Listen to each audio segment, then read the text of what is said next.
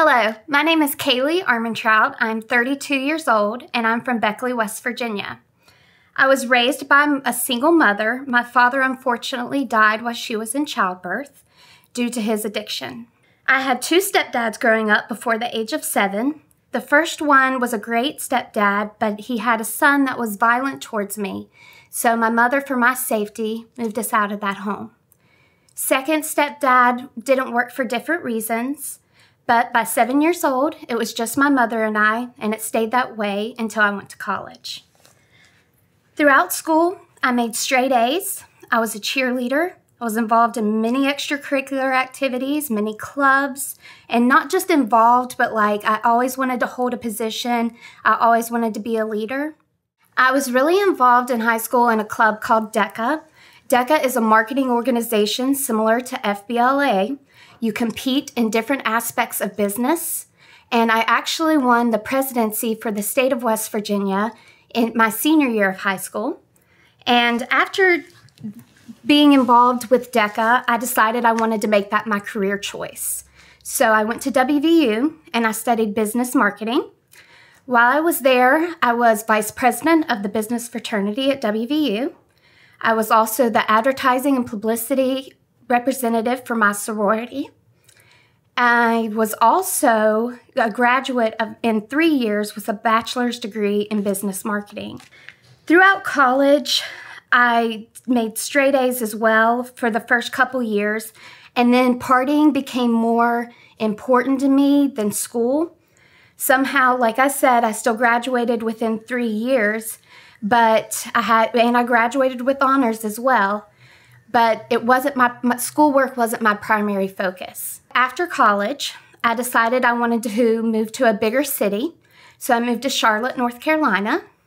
I got a job as a professional recruiter there for the banks, and that was when banking was huge in Charlotte.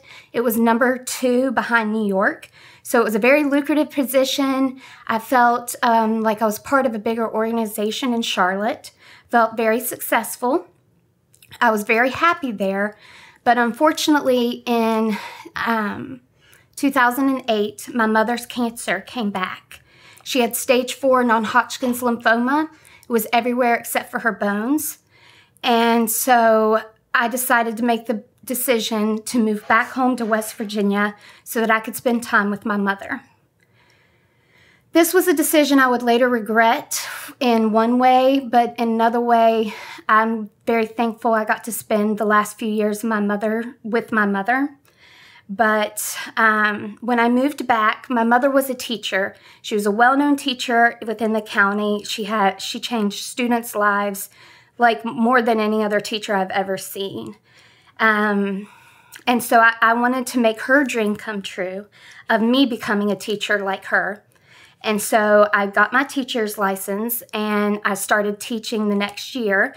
It was a substitute teacher's license that I went back to school for, but I got hired on as a long-term position teaching accounting. My mom was so proud of me. My mom would come to school just to watch me teach. I would look outside and I'd see her peeking in the window, and it warmed my heart that as sick as she was, I did something that my mom was truly, truly proud of. While I was teaching, I also decided to get a second job, and I decided to get it at a golf resort close to Beckley. I worked there for about a year, and I had a severe injury. I fell down a spiral metal staircase and then fell through the railing onto the concrete, which left my back severely injured. After physical therapy and going to chiropractors, I could not get any relief. And so I decided to go to a pain management clinic. This was one of the worst decisions I've ever made in my life, but I started going to pain management clinic. The first time that I went to the pain management clinic, I was prescribed a low-dose pain medicine, and I couldn't really feel any relief from that, and I shared that with my doctor on my second visit, and that's when he prescribed me a heavy amount of oxycodone and Opanas, which is oxymorphone, which is even more stronger than oxycodone. It didn't take but a couple months for me to become completely chemically dependent and mentally dependent, physically dependent upon opiates. After about 8 months of going there, the doctor started sexually abusing me. And at this point, I was so hooked that I didn't know what to do. So I dealt with the sexual abuse for a few months. And my boyfriend at the time, he could tell I would get really, really nervous before I would go to my doctor's appointments. And I finally broke down with him a few weeks later why I was so nervous when I was going to the doctor. There were times he would lock me in the room and wouldn't let me out and wouldn't let me have my medication, wouldn't give me my prescriptions unless I did what he wanted me to do. And one of the hardest parts of dealing with this was knowing the nurses knew what was going on in that door and no one cared to stop it. So my boyfriend and I at the time made the decision that we would rather buy off the streets than me have to deal with the sexual abuse from that doctor. And the same doctor later went to prison for Medicaid fraud and over 10 counts of sexual abuse to other women that actually came forward. And I was one of those women. We had saved some money up from the prescribing I was getting from that doctor. I could run out of I would call him and tell him I ran out of my medication, and he would call me in a different milligram of the same medication. So we were making money as well as using. And so I had saved up some from that, and that lasted for a few months, but we had hundreds of dollars a day habit to support both of us. And so that's when the lifestyle started to catch up to me. It wasn't just a fun thing to do in the house anymore. It was, I had to start stealing and pawning items in order to get money. I would go to different stores and would load up at their stores and trade merchandise for pain pills. And one evening, we couldn't find anything in Beckley, and his friend told us that he had a good hookup in Huntington if we could just get to Huntington. So, of course, we're almost to the point where we're sick, so we load up and go to Huntington. We get there, and we had been at his buddy's house for about an hour waiting, and at this point, we were in withdrawal. We were sick. And his friend looked at us and he said, well, while you're waiting, I have heroin if you want to try heroin. You can, and he said it's cheaper, it's stronger. I had never seen heroin in my life. And to me, heroin was like a scary drug.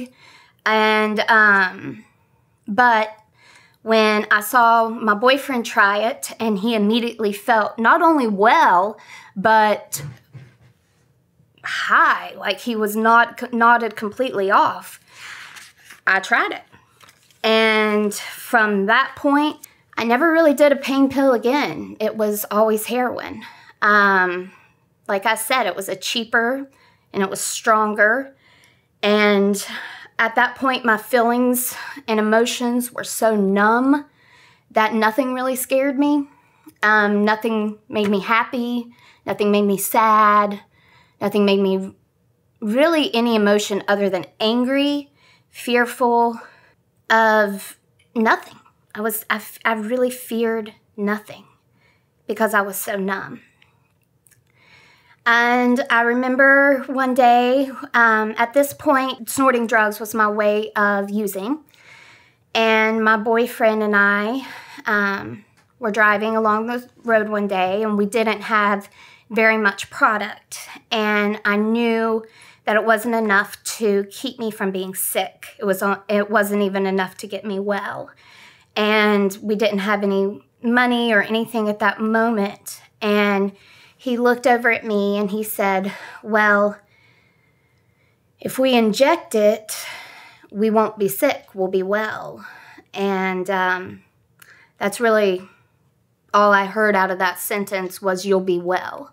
You won't have to feel as awful as you feel right now. And so I tried IV drug use at that moment with him, and never went back to another method. It was instant gratification. It was immediate. It was a sensation that you can't really describe, because once you start using IV drugs, you become addicted to the way you use the IV.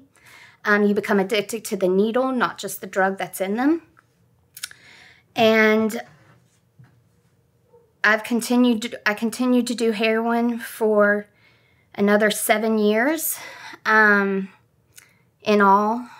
And so I got a hold of a friend that went to treatment in South Carolina, and he gave me a list of places in South Carolina that were long-term treatment facilities.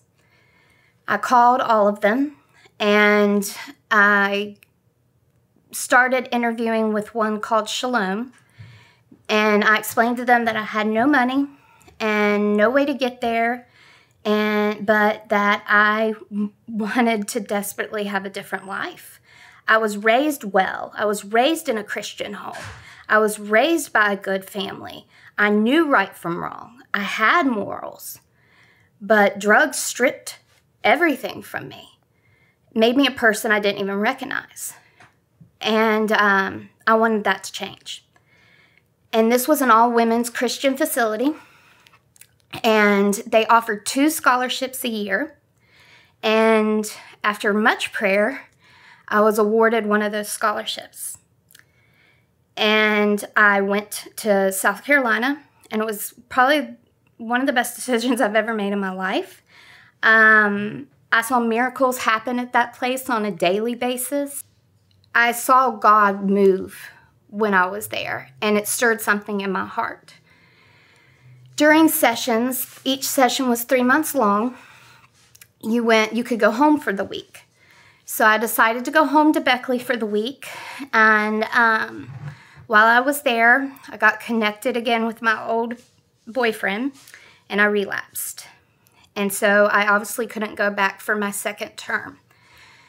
But like I said, while I was at Shalom, God started a work in my heart, and it didn't take very long, maybe a month or 2 of being in a relapse, that I decided that I was done. And I got heavily involved in a church in Beckley, West Virginia, called Faith Community Church. This was the first church I'd ever been to that I felt completely and wholly accepted, not only by God, but by the people. I think the community that you place yourself in can either make or break you. And these people showed me how to love myself. And when I didn't, I stayed clean for over 2 years. I was involved in the praise and worship. I did yoga, faith fitness. I served at the soup kitchen. Did a lot of things there. I was at church at least 4 days a week. Young adults group. We had softball games. It was just an amazing place. And nothing really big happened in my life. I just remember one day I thought I could get high. So I did. And that was in November of 2016. And I would use here and there. It didn't become a full-on relapse again. I would use for a weekend, and then I'd get back into church and be good for a couple weeks. And then I'd slip. In March, I lost my 10-year teaching career due to my addiction. And then in May, I was kidnapped and assaulted. I went to jail for the first time. And my life unraveled completely. I had been in abusive relationships before, but I stayed there in my own will. So the being held against my will, not knowing if I was going to walk out of there alive at all, was the scariest experience I've ever gone through in my life. It's something I'll never forget. But that next week, when I went to testify, I got a DUI on my way to testify. My life was falling apart again. And the thing I feared most in my life was losing my mother. She had been through so many treatments, so much stem cell transplant, radiation, chemo, and she had made it through it all. And the will to live by that woman was something I had never seen in my life. And I decided that I didn't want to live that way anymore.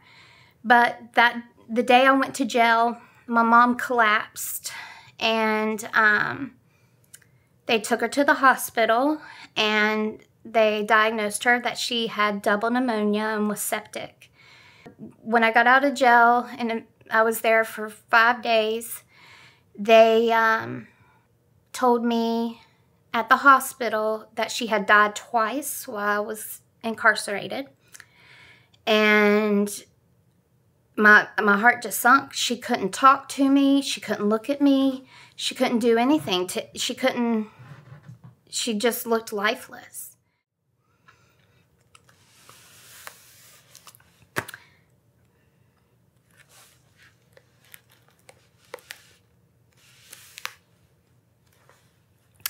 My nightmare was coming true. My mom was my whole world, my whole life. And I was with her up until the day she passed, which was on August 30th of last year, 2017. And after I lost her, I just felt like I had lost my whole world. I didn't know where to turn. And so I knew what my mom wanted from me my whole life was just to see me succeed and to do well. And I knew that staying in Beckley was toxic for me. Being around old people, old situations, the fact that I was still living in the home that we had made together was just too much to bear. So I started calling different 28-day facilities because at that point I was on a shot called Vivitrol, which you can't use opiates on. Will make you sick. And so, but like I told you before, being addicted to the needle, it didn't really matter what drug I was doing. So I was doing different substances here and there, and I knew that wasn't the way to honor my mom. I was doing it out of self-pity. Poor me, I don't want to feel anymore. So I'm just going to use until I die, is how I was thinking. And at least I could go be with her. And so, but I knew in my heart that's not what God wanted. That's not what my family wanted. That's not what my mother wanted. So, luckily I got accepted into a 28-day program in Parkersburg, West Virginia at a treatment center called Amity. I stayed there for the whole 28 days. It was an amazing program. It got me really involved in the fellowships around here and taught me how to build a recovery network of people. And after that, I went to long-term at a place called Genesis. This was also a great facility. We learned how to live on our own, but still have rules, and we were involved in IOP, which is intensive outpatient. So we were continuing to learn about our disease, but also being really involved in the fellowships around Parkersburg, because one of the most important assets you have in recovery are the people that you surround yourself with that will hold you accountable, that will love you when you don't know how to love yourself, that will talk to you, will pick up the phone any time of the day. Just because they don't want to see you die. They want to see you live. And I was there until the first week of December. And there was one rule that I couldn't follow. And that was that I wasn't allowed to speak to my fiance or see him. So they decided that I would have to leave because I couldn't follow that rule. And to me, that built a resentment for me. And I went back to Beckley for a little while, and I relapsed again. This time it was a couple days here, a couple days there. And when I got back to Parkersburg, I thought everything would be okay. That I didn't know anyone to get drugs from here. So I didn't think I would continue to use while I was here. Well, it didn't take me long to find someone to get drugs from. And so I did that for a couple weeks, here and there, probably 4 or 5 times. And then I learned that I was pregnant. And so that completely changed my outlook in life, that I didn't want to be selfish, and I wanted to be a good mother. I wanted to bring a healthy child into this world, but I had nowhere to go. I couldn't safely live in an apartment by myself because I didn't trust myself to be accountable not to use. You would think, to most people, using while you're pregnant seems like such a foreign idea, but just because you're pregnant doesn't mean the cravings stop. And I knew that I wanted to give this baby the best life possible. And so I went back to treatment so that I could detox properly, even though I wasn't using enough to even really need detox. I just still wanted to do it safely and in a safe place. While I was in that facility, I learned from a friend of a place called North Place Maternity House. And this was truly an answered prayer. Because, like I said, I want to be a good mom, but I didn't know how. And this place has loved me, supported me. The first time that I slept in months was the first night that I came here. I think God has put me through a lot of trials and tribulations. But I think it's all brought me to this point where I can learn to love myself around women here that love me, care about me, support me, guide me into the woman and the mother that I'm meant to be. The guilt and the shame that I was holding before I came here was what was keeping me sick. They support my recovery. They support me going to my fellowship meetings because they want to see me succeed. And that is what I needed more than anything in this world, was someone to believe in me. And these women believe in me. And I feel that every single day of my life here. I feel loved. And it's been a long time since I felt accepted by a lot of people that wanted me to have the best in life. And I know that these women do. And I am just so thankful and so blessed. And if you know anybody that is suffering in an addiction, reach out to the people in this community, because we are all here to help. And if you know anyone that is expecting and has fallen on hard times, this is the place for them. And they need it more than you know.